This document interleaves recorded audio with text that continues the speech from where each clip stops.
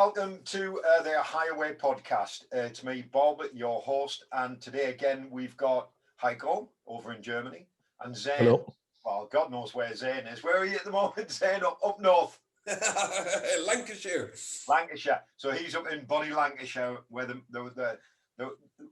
what is it? The location of the famous hot pot. And the Lancashire Haggis, as I just found out. Does the hot pot exist? Of course it does. It does. There's also Lancashire Haggis now. No. Yes, and they are mighty fine, Haggis. Oh, okay. So Yes. Lancashire now the home of the haggis. Yep. Right.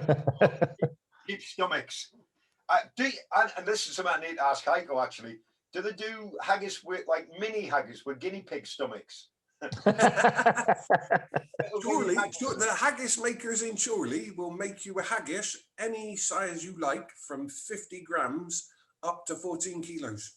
You just got to phone the shop and tell them 14 kilos. That's nuts. When I lived in Lancashire a long time ago, back in the sort of late 70s, early 80s, they didn't have haggis. No, it's the small butchers in Chorley, and weird Chorley. I think it's part of, like all these craft breweries have been. Oh yeah. They've started. I don't know how long they've been going, but they've started making their own haggis, and they make really nice black pudding and stuff. But they've been winning loads of awards, and they've got a joint deal with the Lancashire Smokehouse in Lancaster, and they're doing smoked haggis. So they're giving they won a gold medal in the haggis championships in Scotland, and they are really good haggis.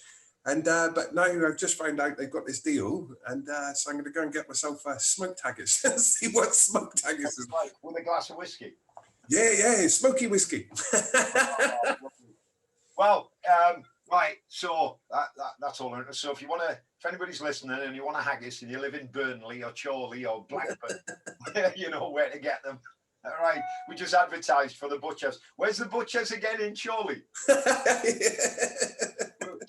Our sponsor today is the Blackburn. It's Lancashire Haggis. Haggis. Yeah, sponsored by. I might put a logo on the podcast. Right. So on the last podcast, we briefly started talking about how the links between wrestling and sword were pretty close in terms of in sword you often see trips and sweeps, getting hold of the weapon and to a certain extent grappling of a kind. I know it happens certainly in the Southeast Asian martial arts, and there's a lot of evidence that it obviously happened in the Western martial arts. And I think you, Zane, were about to sort of answer some things that Heiko was talking about, the control and command techniques in Highland Broadsword, for example. Was it? Yeah, it was something like that. It was like you were talking about Anglesey. And you see, if I was a really professional podcaster, I would have listened to our last one and then picked up the the Anglesey thing. Yeah, the Anglesey thing, because that was about religion as well. Yeah, see, it's like we get quite hamstrung when we start trying to think back to how things were there, right? Because we're so used to thinking of Britain as England, Wales, Ireland, Northern Ireland, and Scotland. And things really weren't like that for people back in the old days.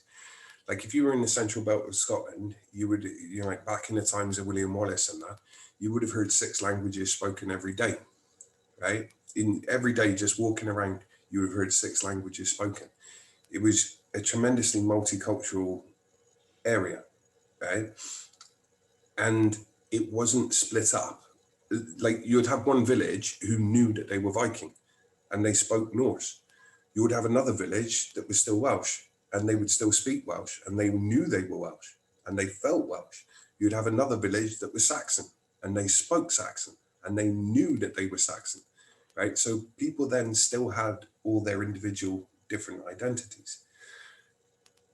And on top of that, there was a 4th nation that doesn't exist anymore, right? And that most people kind of forget about. And it started off on the Isle of Man, and it ran through the east coast of Ireland, west coast of England, strangely none of Wales, but then the whole west coast of Scotland and over to the Orkneys. And that became the Lordship of the Isles. And that was its own separate country. And that's where the Galaglas come from. And Galaglas means the foreign Gaels. So they were Gaels, but the Gaels didn't see them as Gaels. They were like, yeah, you're part of us, but you're culturally very different. And they were so different that even though they spoke Gaelic, the other Gaels called them the foreign Gaels. So culturally, they were very, very different. Now, the way you fight is intrinsically tied to your culture, right? So fighting is always an expression of your cultural ideals, right? There was no way the Mongols were ever going to come up with the concept of the phalanx and start marching about the steppe with enormous spikes, right? There was just no way they were ever going to do that. They were horse people, and the only way they were ever going to fight was on a horse. So the only thing that was in their mind was, how do we become the best horse fighters we can ever be, right? It was never even going to occur to them to stand on their own feet, or, you know, whereas in Britain, it's the same, right? You have these different cultures, and these different cultures have different ideals of what combat is like and what a particular person should do. And one of the things that's really fascinating is that back at that time, so sort of William Wallace, there was the Battle of Renfrew, and it's quite a few people kind of know it, but not many people really get the significance of it. See, it was a battle that happened up in Scotland, and on that battlefield, you had Vikings, Welsh Celts, Gaels, Saxons, and Normans, and they were all on the same battlefield. But it was so early that it was the end of the Viking time, the end of the Celtic time, and the Normans were coming. And we were about to go into the medieval age, and you know, the Normans were going to dominate everything, and everything was going to become medieval. But at that point, everybody still knew who they were. And it's one of the few places where everybody fought as the separate groups, all on the battlefield, all at the same time. So you have like all five of the great warrior cultures of Britain, all on the same battlefield as individual cultural units, all having a mass scrap. So they're all fighting each other, basically. Yeah, but unfortunately, 5 different football teams. Unfortunately, it like ended up. Well, they were almost all fighting against the Normans and the Saxons. So there were Normans and Saxons together, and then it was everyone else against them.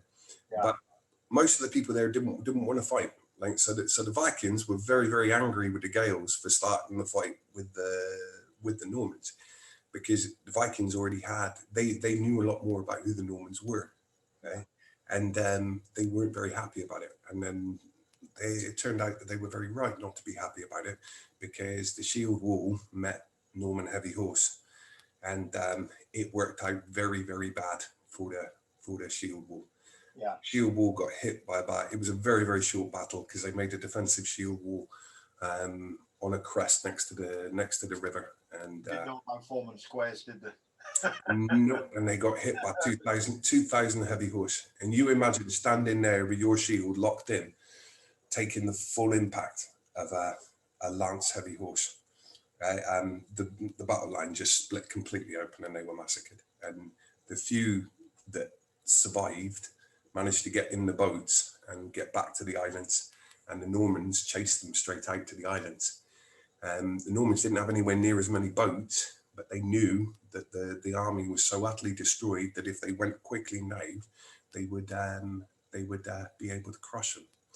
But it ended up being absolutely pivotal, because they went out there to finish off this legacy.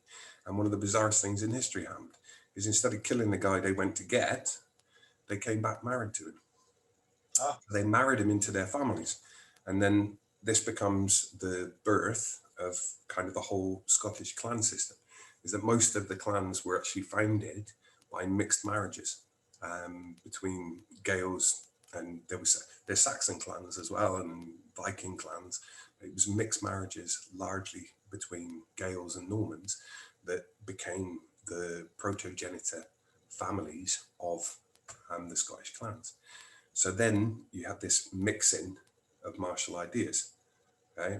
And you get this whole new culture growing up. So like the martial history of Britain is just so unbelievably complicated. And Britain was a real patchwork, right? So you've got Scotland and the Central Belt. So all of mainland Scotland was Welsh, right? Then you had the Saxons come from the south. You had the Gaels come from the west. You had the Vikings come from the north, and the whole Brittonic Welsh Picts collapsed, almost entirely gone, right? And nobody knows how many people remained and how many people fled, but it's known that a large number of people left. Then you have the new cultures settling in, and then you have the Normans come. So you have this incredible melting pot of ideas, and out of that springs the Scottish martial culture. So it's a huge mishmash of different things. And wrestling, we know that all the individual cultures did wrestling, but they all did wrestling in kind of different ways, and in ways that we're not too sure about. We're not too sure about who did what style and who favored what, but it seems to be that they all did a range of styles, but for different cultural reasons, they focused in on specific styles that suited their culture. So in Scotland, you had a dominance with the backhole, and you see carved into the statue, the Celtic crosses that are at Kells now, that they believe was started in Iona. You see depictions of backhole, and there are various other places where it's carved in rock, and they tend to be backhole. What's really interesting about that is, if you look at it, you kind of got Cumbria, where we know backhold is very strong today, and you've got Scotland, okay, the west coast of Scotland, where it appears to be backhold, but also the northern areas of Ireland, it was backhold as well. Backhold was done there until, like someone told, until the 90s, before it died out. And that's where the Kells Celtic crosses, right? They were taken from Iona back to Kells when the Vikings attacked. So it was the same culture in Ireland that had created those statues. So it's very believable that when they made the Celtic crosses, the Celtic Church was very different to the Catholic Church. And the Celtic Church, the cross is reserved for symbols to do with the religion. But the base of the plinth of the crosses, they have 4 faces on them. And on those faces, they were kind of free to put their own cultural depictions of what was important to them. So often on the bases, you tend to find three things that are often repeated on the bases of them. Scenes of battle, scenes of hunting, and scenes of wrestling, right? So what's really interesting is it's all prehistory. So we've got very, very little to go on. Like you can't do like proper research, as in I'm going to go and study what these people thought, what these people were thinking, right? And you're never going to be able to say this is how it was. You're always just looking at very, very little signs, right? And trying to take a guess of maybe what it was like for these people back then, right? Now, a really interesting thing is that we know around Dublin, right? Around the Dublin area, they're famous for the Irish collar and elbow wrestling, right? So how the wrestlings were spread over Ireland, we don't really know. But we know that around Dublin is famous for collar and elbow, and we know that at least in the north, there was backhold wrestling. Now, if you look at this fifth kingdom that used to exist, the fifth kingdom fits in pretty exactly with those places, right? So the northern part of Ireland, that was under the Lords of the Isles, and that's where the link between like the Scottish Gaels and the Irish Gaels and all that, those two places were joined, right? Now, if you look around the Dublin area, that's actually an area that was heavily invaded in the second lot of Normans that went over, right? So you know the cider, Strongbow. Yeah. Yeah. Do you know who Strongbow is? know. I just thought it was a brand name. Yeah, nobody knows. It's fascinating when you find out Strongbow's a real man. Right? And I know. Yeah. So the German knows. I don't. Yeah. Tell us about our culture, German. I don't know. No, I genuinely no. I assume it's obviously taken from somewhere, but I think the story. I think the story is written on the back of the bottle, isn't it? Is it? Yeah, I think so. Wait, I know. It used to be. I know that we had Strongbow cider in Germany, but it was produced by a German cider company, so they make German apple wine, and I think they had some problems calling it cider, some trademark problems. So now they call it differently, and it's not called Strongbow anymore. So there was a trademark issues, and the story about Strongbow was written on the back of the bottle, and there was this archer with a helmet on the front, but. Zane, you tell the story. Strongbow was a Norman lord, right? See, this is where it gets all really confusing. If you go back earlier, right? So you go back to 1066, right? 1066, the Normans invaded, right? 1065, the Normans were at war with the Bretons, right? Now, the Bretons had a long history of fighting against the Normans. The Bretons were Welsh, right? And a lot of them arrived in Brittany when they were pushed out of Scotland. So when the Welsh kingdoms in Scotland collapsed, so they left and went to northern France. They fled. A lot of them fled. There were already people of Brythonic origin living in Brittany, but there weren't so many of them. And it's an interesting story of how they believe that came about during the time of the Romans with the last emperor of Britain and that. But yeah, so they left in about the 600s. They left and went to Brittany. A lot of them did. A lot of them might have stayed, but a large number en masse moved and went to Brittany. And about 600, you see, Scotland was quite a big centre for Welsh preachers, Welsh missionaries. And this time in Brittany is where you see all the saints turning up. So there's a huge number of saints that arrive in Brittany, and they're found in chapels all over the country. And a large number of them arrive at this time, about 600. So you have this very, very strong Welsh culture in Brittany that's becoming a separate Brittany culture, right? Now, the Normans end up coming from Scandinavia and taking over Normandy. And they end up fighting for years and years and years and years and years. And in fact, Harold is actually over there fighting with the Normans against the Bretons. Oh, wow. The crown becomes free. So William the Conqueror comes to get the crown. There's the battle. The Normans come.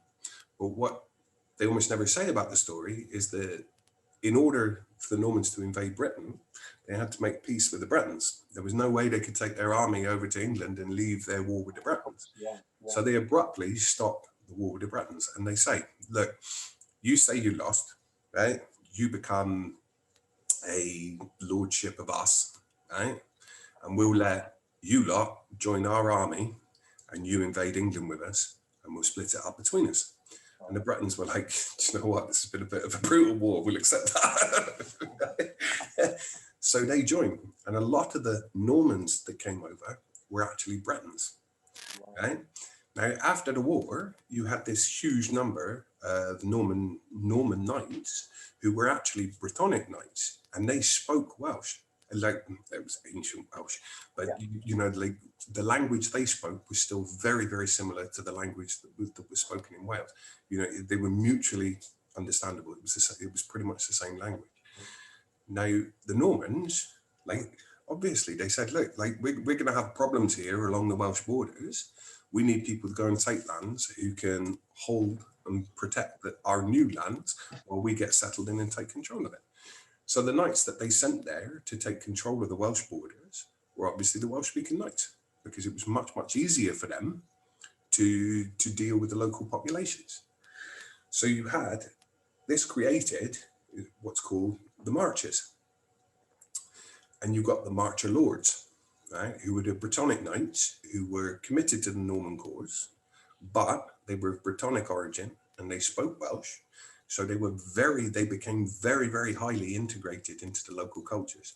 And all along that border, on both sides of the border, they controlled the land, but they became this weird kind of hybrid where they weren't really Norman, but they certainly weren't Welsh anymore. And for probably about 500 years, you had this situation where the most powerful people outside of London were the Marcher Lords.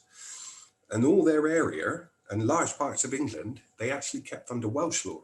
It didn't go under Norman law, and they had their own law that was based on Welsh law. And this area existed for a long time. The Strongbow was one of the lords from this region. He was of Brittonic Norman descent, and he became disgusted with the whole Norman thing, and he abandoned his Normanness. He stopped speaking French, and he took on an old style Viking name, which was Strongbow. He took on an old Viking name, Strongbow, and he joined up with I think it was King of Brian in Northern Ireland, and went over to help him in a battle he was having against another Irish king, on the deal that if he helped him and won, he would get the other guy's land, right? O'Brien was well up for this. So over they went.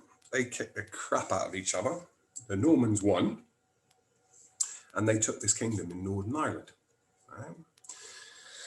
Now, this was a Gaelic kingdom, right? So now Strongbow is the first Norman who's gone into Northern Ireland, right? He's gone into Northern Ireland. He's taken land over there. Now, these Marcher Lords, who are the most powerful people in Britain outside of London, they're the only people who could be a real threat to the throne in London, now have land outside of the country where London can't touch them. And the King of England was raging. He knew there was no way that he could let this stand, because he was struggling just to control them as it was. So he made a deal with the king in Southern Ireland to do the same over there. And over he went. And that's how the whole horrible history of England and Ireland interacting with each other all began. But back then, it wasn't England and Ireland. It was Normans, Bretano-Normans, and Gaels. Now, what's really interesting is where the King of England invaded Ireland, the lands he took were all around Dublin. And they became known as the Pale, right, which was heavily English Norman settled. And it matches almost exactly the area around Dublin where Collar and Elbow is famed to be. Right? Now, Collar and Elbow is an open style of wrestling. And obviously in later years, England becomes very famous for catch as catch can and open style wrestlings. Right? So there's nothing you can say exactly, right? But you can make kind of a guess.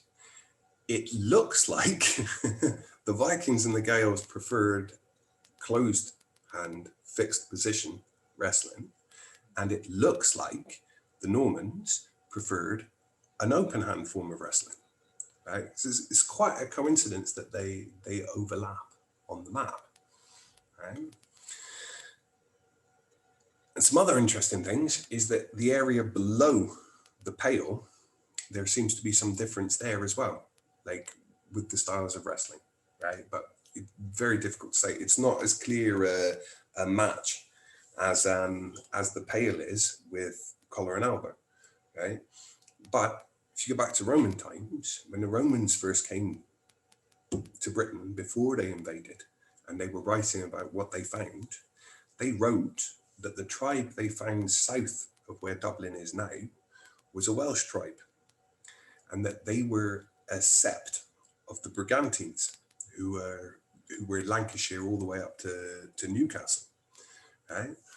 Now, it's really interesting because directly over the sea from each other is where they said that the sept were here in Fleetwood, on the Wyre coast, here around Lancashire. This was the bottom end of their territory. And their maps say it was the same people and the same tribe over the sea in the southern part of Ireland down to below where Dublin is today. Now, what's really interesting about that is there's another weird coincidence, right? Which is obviously not a coincidence. There's clearly a link and there's clearly a reason, is that Dublin means black pool in Gaelic. Dublin. What town's right here? Blackpool. Blackpool, directly facing each other across the Irish Sea. And we have text from Roman times saying that there was the same tribes living in the same places. Now Dublin was founded by the Vikings, right? Or allegedly. We know it became, we don't know really what was there before, but it became very important of being a Viking trading post. And we know the Vikings were here in, there was a ship's works just down the road from here that was used by the Vikings, right? And the File Coast is very interesting because very strangely, you have, it's almost unique in Britain in that you see Viking names and Saxon names in different villages, but here on the File Coast, you see Viking and Saxon names in the same village, right? So you see a lot of villages that have double-barrel names, okay? And that strongly suggests that the Saxons that we hear were working with the Vikings, not in opposition to them. So we have this strange kind of situation, right? Where we have a long, long time ago, we have two Celtic tribes on both sides of the sea. Then we have Vikings arriving, being active here and being active over there. And we have two town names that are the same. Then at some point, this area becomes Saxonized and becomes part of England. Yet the connection between Ireland and this part of the world appears to remain because the Saxons are not fighting against the Vikings here, right? And that throws up lots of very, very interesting questions. And we see then another link back to Scotland, right?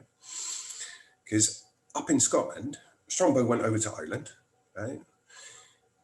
He was there. The Gaels were really pissed off, right? Because the king that was killed, he had cousins on the west coast of Scotland. And the west coast of Scotland, they were really fiery. They were really angry, right? That their cousin had been killed.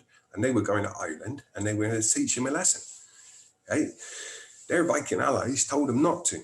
They said, don't go and mess with the Normans, right? They are bad man-jammers, right? You did not want to mess with them. But they went over there and they ended up killing one of the top Norman guys in the region in a battle. And they came back to the west coast of Scotland, all full of themselves, all really happy. And the Vikings warned them. They said, this is not good news, mate. They now know who you are and they know your name and they are not going to let it slip. And that was the point about the time where the Normans said to the King of Scotland, look, you're facing the same problems that we faced when we took England. You've got this rowdy rabble of Celts on your far western fringes who are causing all sorts of problems. They keep invading into the settled lands. They're stopping you from developing a modern country. Do you want us to do the same thing that we've done in Wales and draw an iron curtain up the country? And the King of Scotland said, yeah, that'd be great, please. Could you do that? And they gave the land, they gave the first of the islands to the Normans, which was the Isle of Bute. They said, it's your island now, if you can come and take it. So the Normans were like, we're up for that. And up started this stream of Normans from Gloucestershire, Mid Wales, these Bretono-Normans that came up to Renfrewshire, and they founded Paisley, they founded Renfrew, they started setting about the first dismantling of the Kingdom of the Isles by taking the Isle of Bute. And that's why it's one of the only Norman castles in Scotland, is on the Isle of Bute. And this synergy, right? You've now got this area that goes from the west coast of Scotland, right, all the way down to Wales, right, and all the way back to Brittany and up and around the west coast of Ireland, east coast of Ireland. You've got this whole area where everybody's interlinked, right? And what's really fascinating about it is that if you jump forward hundreds and hundreds of years to the Jacobites, when the Jacobites invade England, where do they go to? They go straight down to Gloucestershire, Worcestershire, looking for reinforcements, looking for people to join them, right? So this link, I mean, if you read what the Stuarts wrote, I mean, the Stuarts were really saw themselves still, they were still saying, we are Breton lords from Dol de Bretagne, and we are now here in Scotland, and we are now the stewards of Scotland, right? They clearly had that link, but it stayed for hundreds of years. So they believe, like, I mean, if you look at Robert the Bruce, Robert de Bruce, right? His most famous battle started where he killed the English knight. The English knight rides in with a lance, he's there with an axe, and he kills the English knight, right? But nobody talks too much about why that happened, right? There's lots of history written about it, right? But if you look at it not from history, but just circumstantial evidence, right? He's the leader of an army that has been set up waiting for the English army to arrive. He did not get caught out in that no man's land when the English knight got the chance to charge him, right? That wasn't an accident that he was out there. He was out there waiting for the guy, right? A lot of people believe that possibly what happened was that Robert the Bruce had actually grown up in Gloucestershire, and he'd been sent down to the Marcher Lords in Gloucester, and he'd grown up with them, and that this knight was the son of the Earl of Gloucester, who had grown up as a brother with him, and he was so disgusted that Robert the Bruce had turned against them that it was a matter of honour that they fought to the death before the battle commenced. So you've got these tremendously interesting links. Another really interesting thing is if you jump back that to the Celtic times, Glasgow was founded by a Welsh priest, by a Welsh preacher who came up. He was probably born in Welsh Scotland, right? But he went down to what is Wales today, and he was living near to Newtown, right? Just a bit up from where I grew up. And he then gets asked to come back to Scotland because Christianity in Welsh Scotland has collapsed, and people have gone back to the heathen religions, and they're not very happy about this, right? They want people to go back to the true faith. So he's asked as a renowned preacher to come up and convert the masses. But he doesn't really want to come back, right? But the church has told him he's kind of got to. So he starts heading back up to Scotland. But he takes something ridiculous, like 6 years to get back there. And he's walking all the way up, and he's stopping and finding chapels all the way up.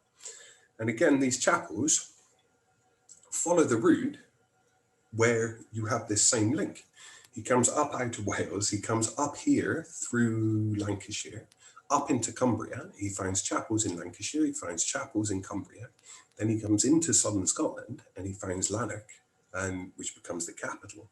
And that was actually how I found out about this story, which because I was living in Lanark, and people say, Lanark, I'm just going down to Lanark. Do you want anything? And something about it was like being back in the little village I grew up in Wales, because the bottom half of our village was called the Llanach, but it's a very Saxonized area of Wales. So we speak in a very Saxonized way. Everyone says, you're coming down the Lanark for a pint. Do you want to go down Lanark for a pint? I was like, they say that exactly the same. And I looked into it, and it is. It's the same guy. He made a church at the bottom end of our village, and then he made the church that became Lanark. So it is actually Llanach, right? But you've got these streams of connection that run up the west coast of Britain, and they transcend individual cultures, and the links remain. So the links remain from when it was Welsh Celts to when it became Saxon to when it became Norman. And it's a very interesting thing to think why that is. But today, when we look at Britain, we just see it as England, Scotland, Wales, Ireland. We don't see that England was actually split, right? And the East Coast was totally different things happening to what was happening on the West Coast. One of the possible reasons for that is that moving by land was very, very dangerous. Right? In the old days when there weren't roads and you were going like, it'd be like walking through the woods in Louisiana.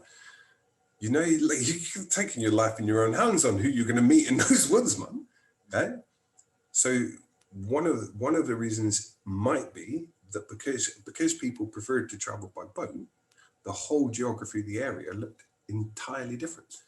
Like if you look at the Roman Empire, it's a really weird shape. It's a donut shape, right? All the way around the Mediterranean, right? It just fades into nothing in the land areas, right? But they have that donut ring where the boats, where it's easy to go via boat.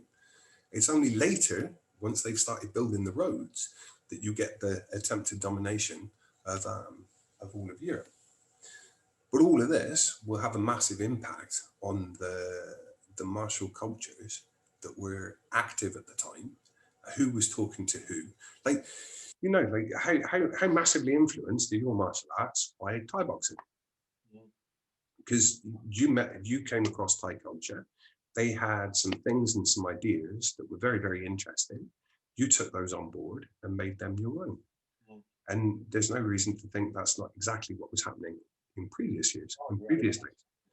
You find something that works, you take it, make it yours, put it into the way you do things, and hopefully become a better fighter. And pass it on. Yeah.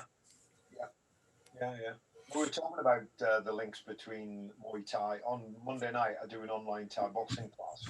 It's just for variety, wanted to do what has become known collectively as Muay Boran, which is Muay culture, which is the old style boxing, as they believed it was done back in the 18th century in Siam, as it was then, you know. Is that where they punch less?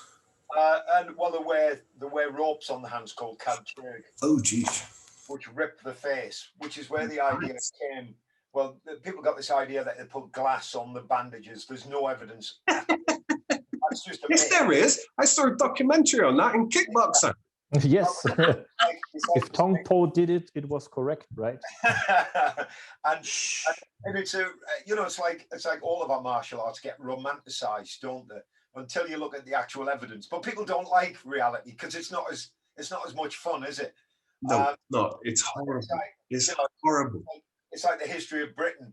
People got this romanticized idea about Britain's always been Britain, and it's never been Britain. That's only a recent thing.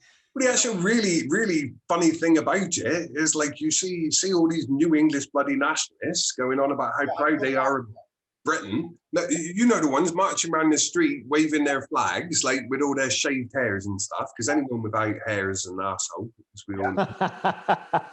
Gammons, yeah. Britain is actually means Welsh. Yeah. So when they're there cheering for Wales, you know, Britain was just Wales is the Saxon name for the Celts that lived here. Yeah. And Britain is the Roman name for them. Yeah. I mean, Dave Britton wasn't very happy when I told him he was Welsh. Don't you find, guys, it's much easier people find it a lot easier not to think. They'd rather not think. They just want sound bites to lead their lives rather than look at what actually was going on, because that requires time, reading, thinking. And a lot of people don't like to think. It's like, I was talking to the guys online and they were saying, yeah, but they did have glass on their hands. I read it somewhere. And I went, where did you read it? And they said, well, in a book. I went, yeah, obviously. Which book? I fucking read them all. Have you looked at the history of Thailand? Well, what would I do that for? To find out what was going on. You know, to find out, oh, they're just academics. Yeah, the people who spend their whole lives researching it, you know, their whole lives have been focused on this one country. That's their mission. So I think they might know what they're talking about. You know, they've uncovered articles, they've uncovered books, research, archaeology, you know, the real evidence stuff. And some of the guys were like, I said, it's just ropes on the hands. Just ropes on the hands. And then it was like, well, they must have fought on the battlefield like that. I said, well, they were training weapons first. The empty hands came later, you know. if you've got any sense, running around on a battlefield in Siam against the Burmese, where you've got war elephants with your fists up. Elephants. Imagine coming up against an elephant.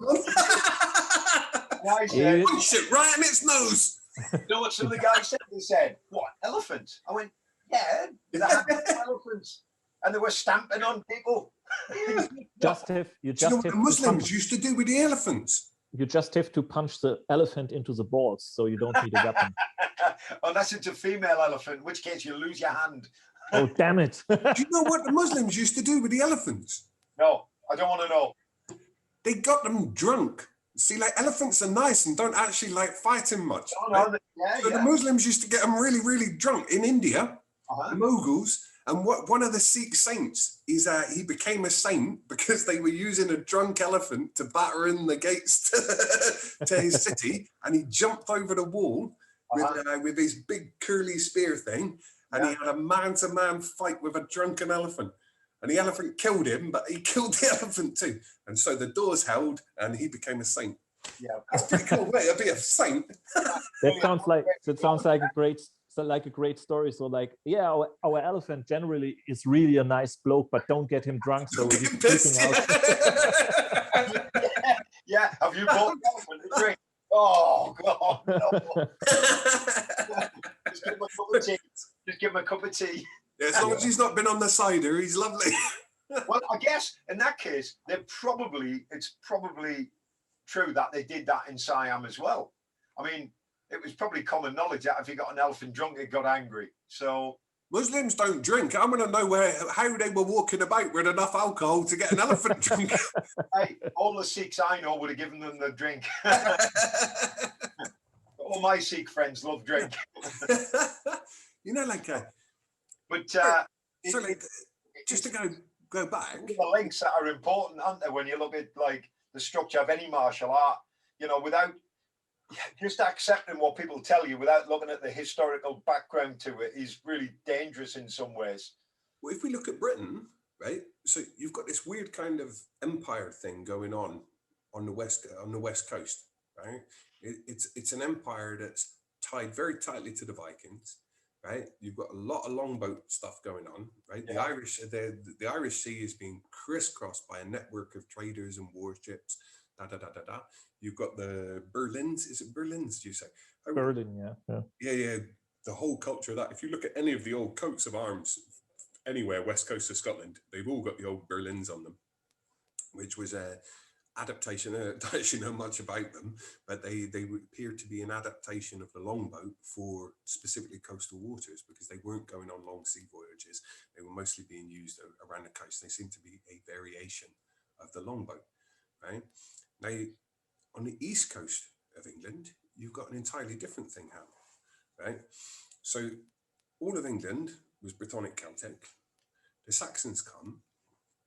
Now, there is no big record, whereas we have this physical record that you can see of a huge exodus of the Welsh from Scotland, and you see them arriving in Brittany, right? You don't see this mass exodus of Welsh Celts from England when the Saxons come, right?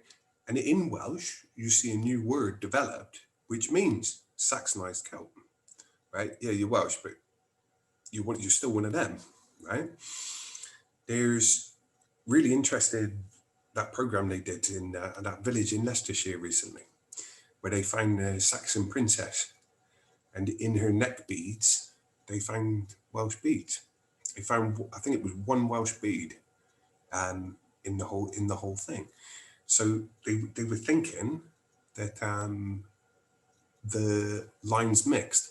They think something might have happened like what happened with the Normans in Scotland, is that the Saxons, instead of driving out and crushing the Welsh in England, they actually ended up intermarrying into the families and securing their position as the rulers in much the same way that the Romans did. So they Romanized the English Celts rather than driving them out. And they made a lot of the Celts want to be Roman, right? They come forward through time, and you have, everyone talks about 1066, but quite possibly the more important battle was actually the Battle of Stamford Bridge, right? Where you had the last great Viking hurrah, where all the heathen Vikings left in Norway, left to come to Britain with the idea of changing Britain, England, into a new heathen Viking kingdom and forgetting those Christians who were ruining everything in Scandinavia, right? Now, the reason that was their plan was because of the huge number of Vikings who were living on the east coast of England, and still, they hoped, still saw themselves as Viking, right? They weren't invading as complete strangers. They were expecting to come here to settle in an area where they already had tens of thousands of people settled. Like the Great Heathen Army that had just settled in the north of England, right? Now, a link that just seems to be totally missed is what was the British Empire?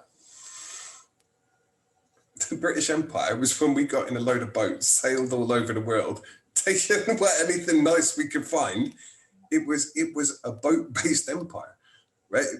We basically, the Vikings settled in England, and then they were just like, hey, why don't we just do the same Viking thing we always did? Let's build a load of boats, go over there, take a load of stuff, and if anyone does anything, we'll just turn up in a load of boats, hit them really hard, and then bugger off before they can get any organised resistance going. And you can in a lot of ways look at the British Empire as an exact continuation of the Viking empires that came before it. Isn't it? It bears a lot of the same hallmarks. It was an overseas trading empire where we made the money by trading in goods, and we had a mobile force of hard people in boats. And if anybody gave us any trouble, we just sent all the boats over there to give them a good kicking, and that was it. But yeah, so you've got this really strange, like, cultural continuation running through the whole country. Yeah, and when you put it like that, it's absolutely clear. Yeah. It's absolutely, which is, yeah. We're a seafaring nation.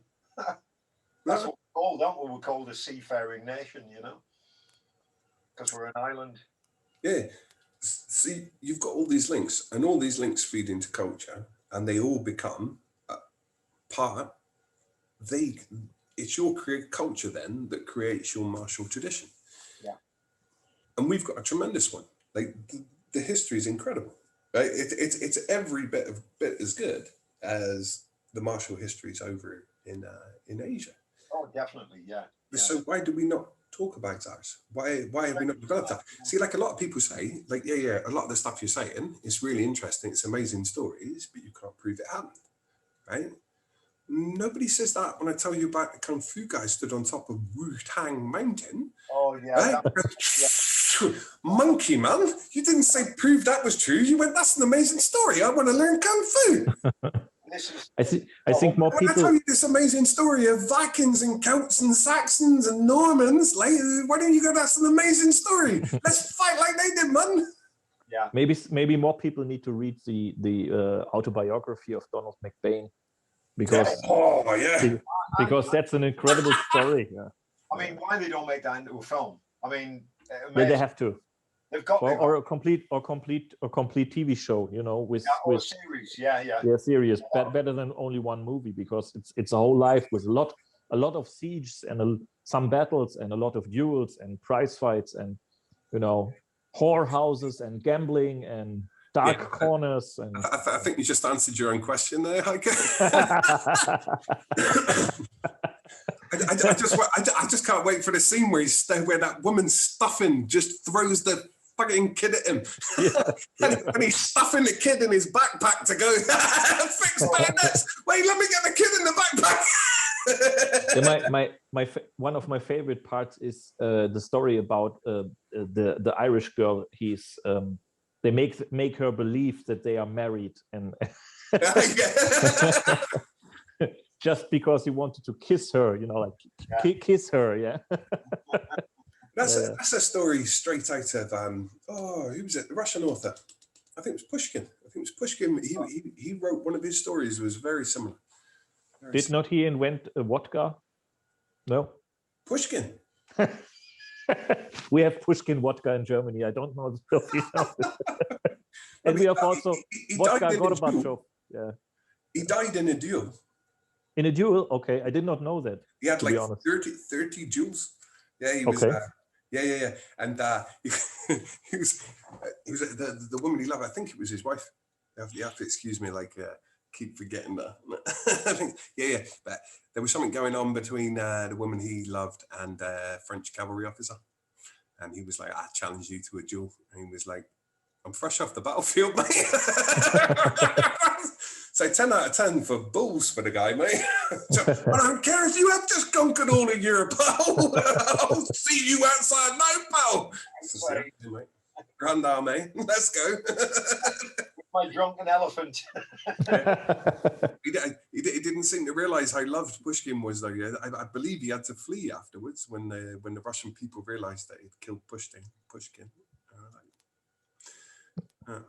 No, I mean the whole McBain thing as well. That's it's an adventure, isn't it? A boy's own adventure. And he travelled all over the place as well, didn't he? To Flanders and fought all over the place, all over Europe. Yeah. This is where it gets really confused as well. Like part of the reason I think there's so much confusion is like almost all we know about the Highland fighting styles are actually from the people who fought on the British side. Yeah. Oh, yeah. I mean, because they were documented, weren't they? Yeah. They wrote things down. Yeah, they were the clans. You're like, come on, like seriously, like the Celtic swords, right, were more intricately made than the Japanese katana. Oh yeah. Right? Yeah. The level of skill was unbelievable. Right? Don't tell me you can't pick up a pen. you could have written it down if you wanted to, mate. If you had applied yourself slightly, we could still know everything. But you didn't. Yeah. But the good thing is because of these written sources, even on the receiving side, of the broadsword and targe, we have kind of honest reports, especially McBain, because McBain, I mean, he's honest enough to tell you in his first battle that he just buggered off, he just run away. Yeah, so that's an honest guy. I think this is some guy. How many people who are martial arts instructors or big blokes in the self-defense business? How many would admit that when they first had their first fight, they were just running away and crapped their pants? I mean, that's an honest guy. You can really believe every other word he's writing afterwards. Gives you credibility, doesn't it? Yeah, absolutely. Yeah, and a lot of the diaries of those who fought on the battlefields for the empire, from the 1700s through, are pretty straightforward, honest reports. I mean, Matt,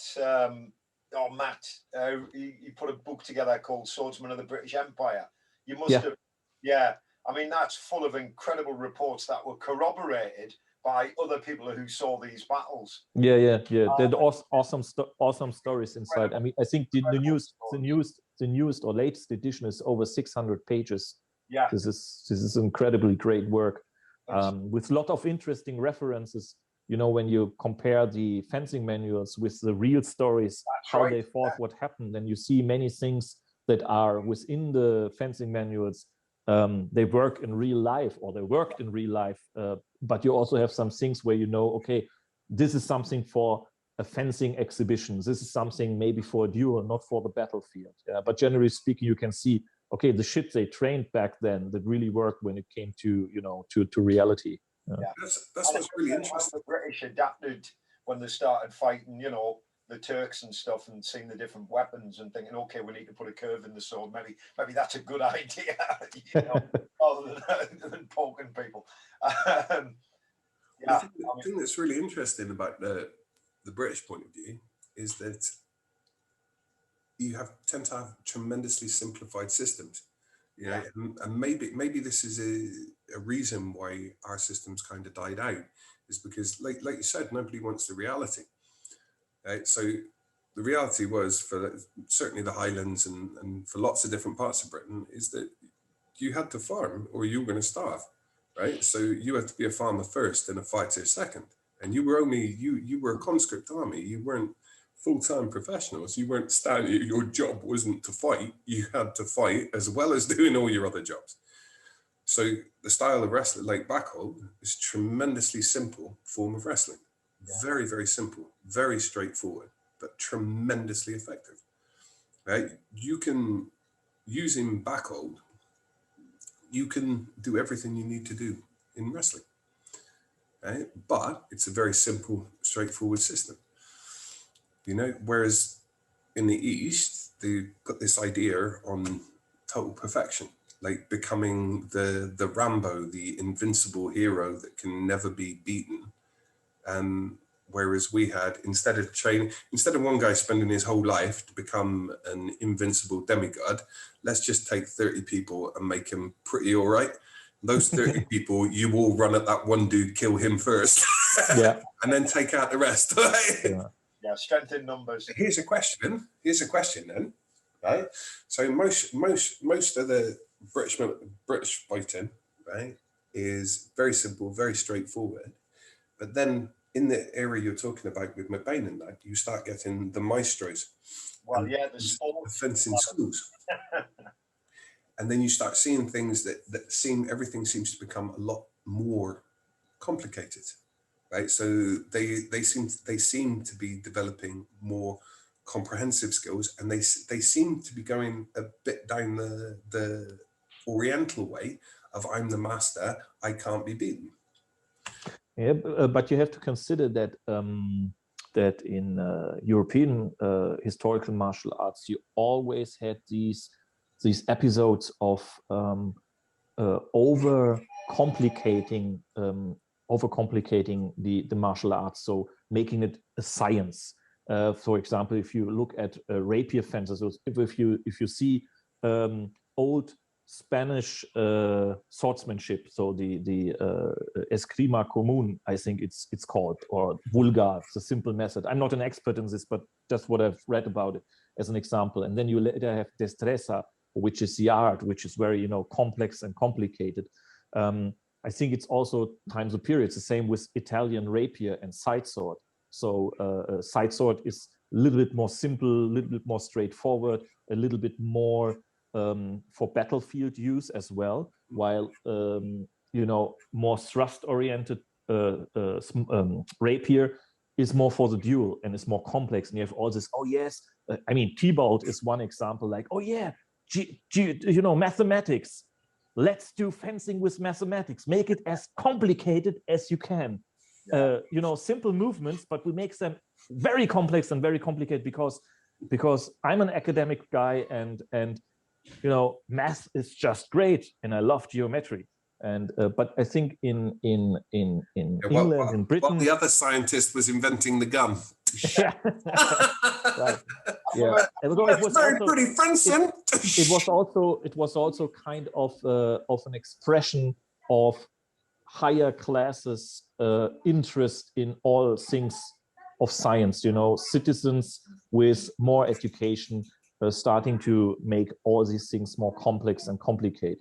And I think the aspect of the broadsword, because you said like British martial arts were forgotten or nearly died out, but this is kind of a misconception, because if you look at it, if you take the broadsword and the backsword, according to George Silver and other masters of the 16th centuries, was based on a system which is said to be much older than the invention of the basket hilt. This is what Silver was always talking about, having an old-fashioned, so the good old English way instead of the new modern Italian, puffy stuff, was his opinion. And then you have the backsword tradition going through all the 16th, 17th, 18th century until the 19th century. And then you have the connection with the prize fighters and the boxing. So modern boxing was invented by backsword fencers. James Fick, he was a weapon master first of all, and he started to adopt the theory of fencing on using his fists, in a systemized way. So you have with boxing maybe the most English martial arts still surviving from this old tradition, of course with changes, but from this old tradition. The roots of all that are the prize fights and the use of the backsword, so the fencing theory.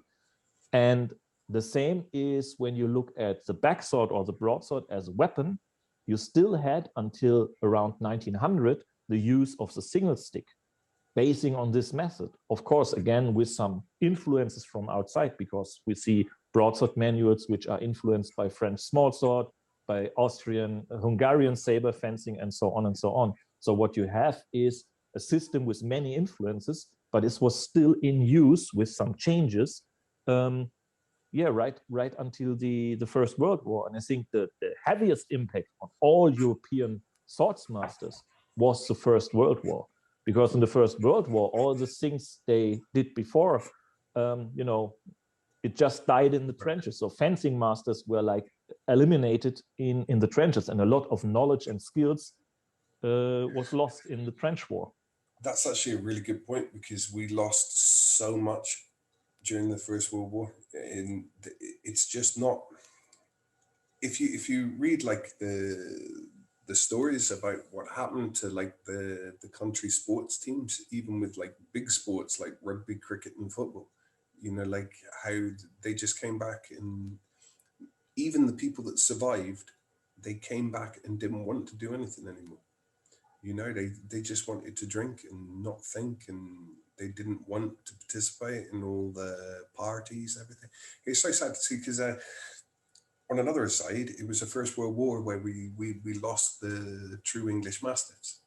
So the last of the true English Mastiffs, which were believed to be the direct descendants from the Saxon band dogs, which were believed to be the descendants themselves from the old Celtic dogs that the Romans took from Britain to the Colosseums, they died out in World War I when we started starving and didn't have enough food to feed giant dogs.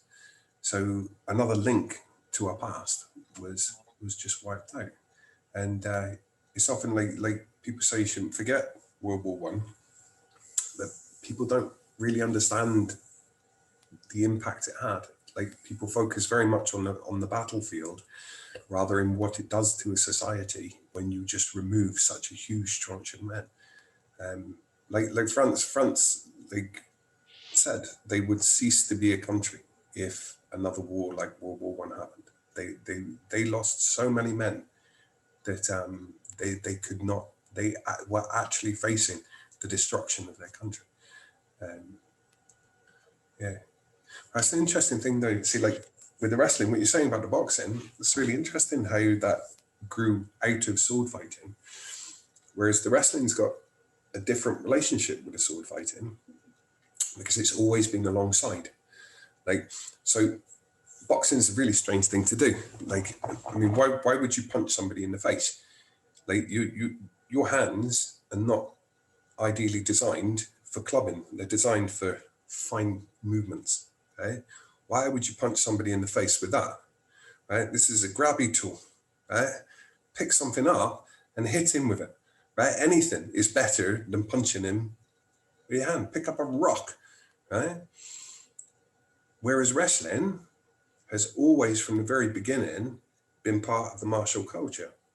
Because no matter what you pick up, a rock, a stick, a stone, a sword, right? He's not going to stand there and let you hit him with it. He's going to try and stop you. Most of the time, he's going to fail and you're going to hit him, or he's going to hit you with what he's picked up.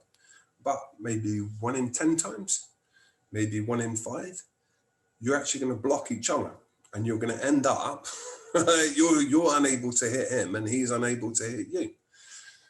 And in those situations, the only thing that's going to help you is your wrestling ability.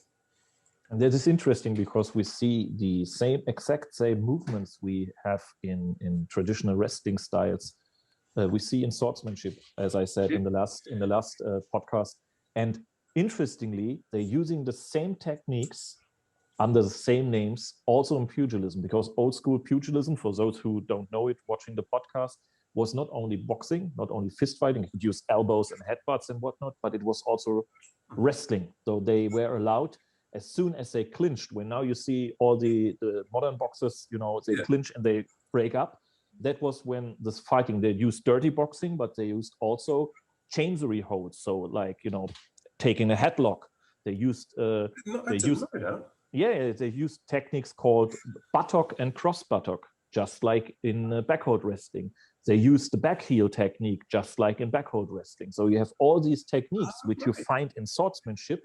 You find them in wrestling, and you also find them in the old style of pugilism, as long as wrestling was allowed and was a part. And this was until the Marquis of Queensberry rules. Until then, so all the 19th century, or most part of the 19th century, from 1700, from James Fick's time to the 1840s with the London prize ring rules, still wrestling was allowed. And you see in some late 19th century boxing manuals, you see they're wearing gloves and they do like amateur or scientific boxing, but they still have chancery holds. They still have how to break the chancery hold.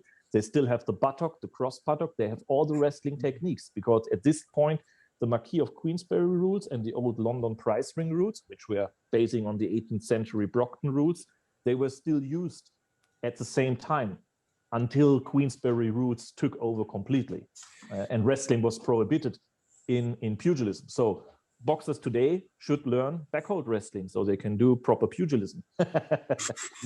And I mean, even looking at what I do, Muay Thai, I mean, go back to the old Muay culture, the progenitor of modern Muay Thai, which is a sport like boxing. If you go back to the old style of Muay culture, it's full of grappling, headbutts, eye gouges.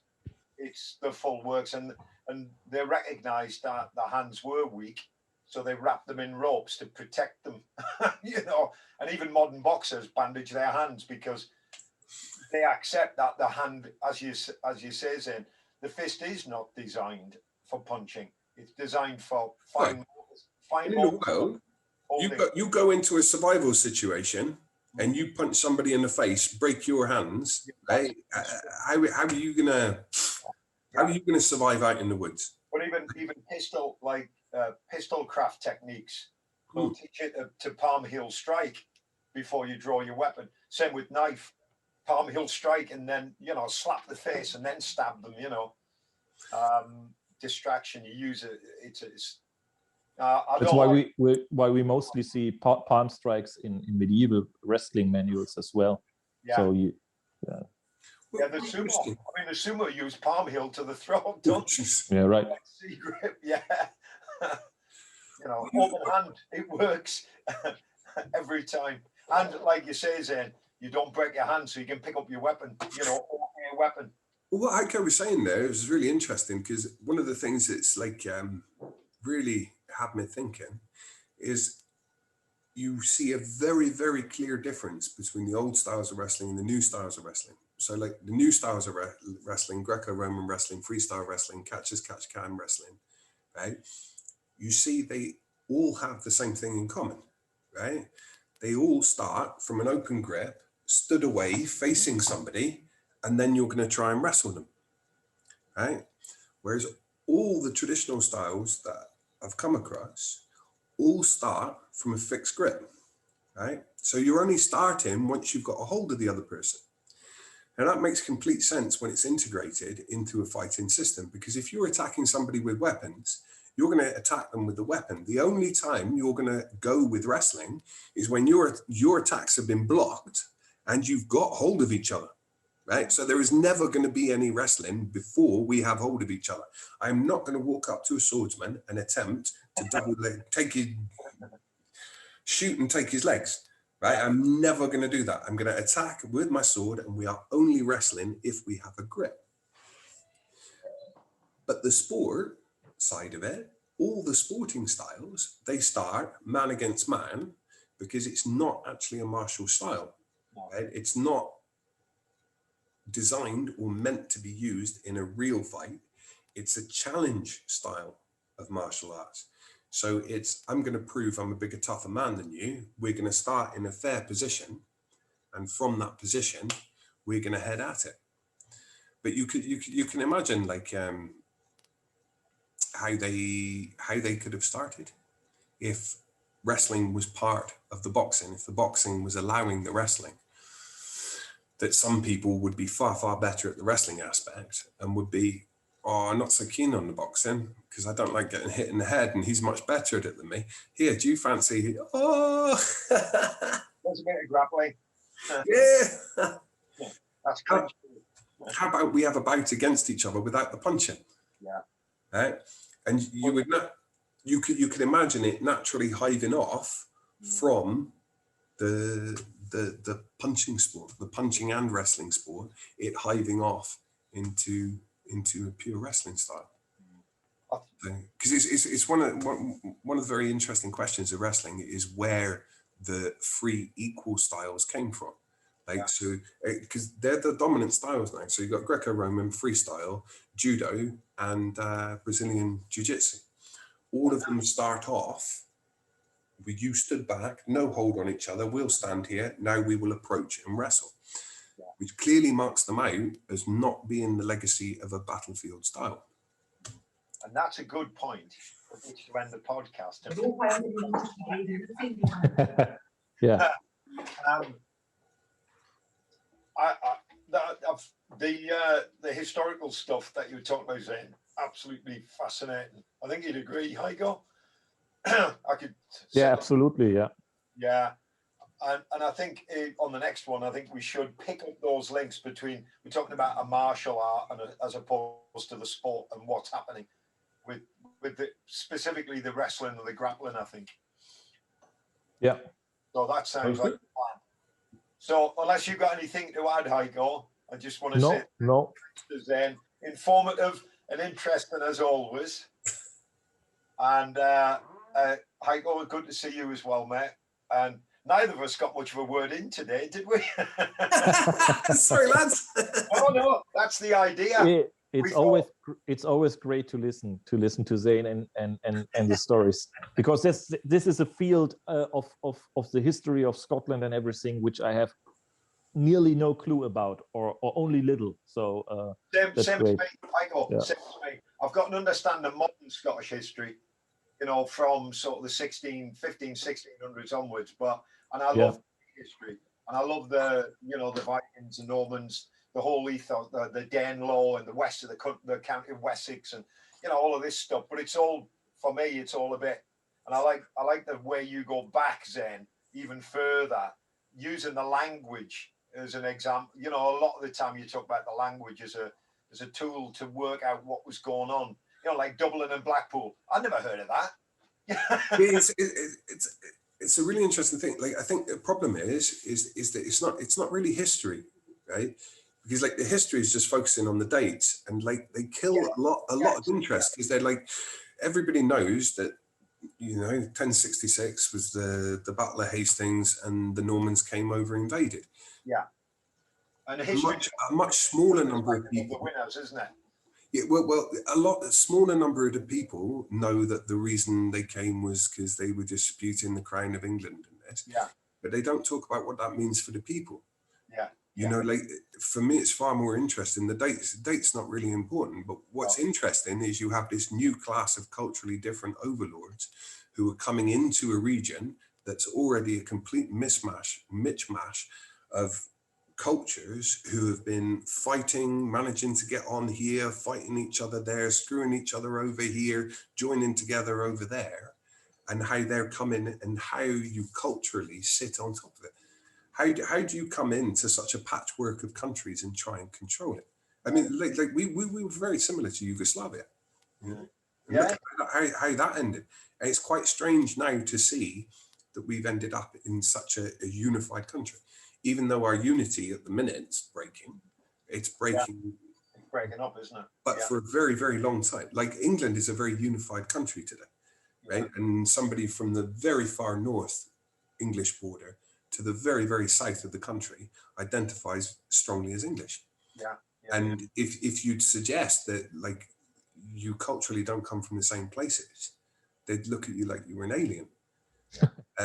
But there are very, very big differences. It's not all that long ago when they were completely alien cultures. Well, you do know that I don't identify with being an Englishman, don't you? No, I don't.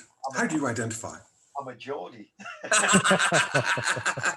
on that note, gentlemen, I'll say goodbye and look forward to the next one. Okay. Cheers. Right. Thanks, Heiko. Thanks, Zane.